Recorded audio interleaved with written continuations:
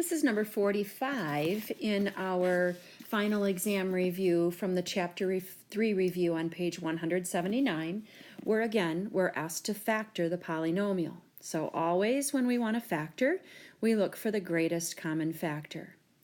Well, I noticed that the numbers 3, 5, and negative 15 do not all have a common factor. So there is not a GCF in terms of the coefficient that I can pull out.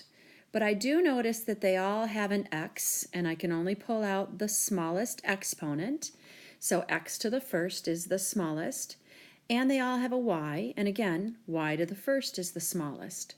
So when I factor out the GCF, I'm basically going to be dividing each of these three terms by that value, xy.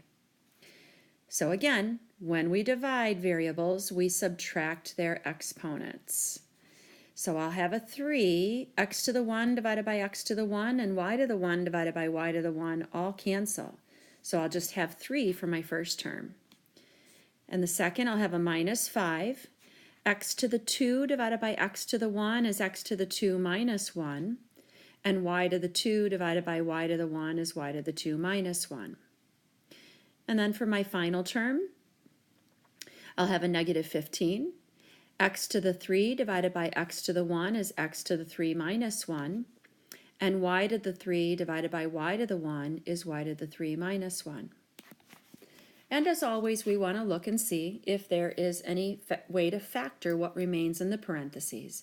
And clearly there is not. So that is our final answer.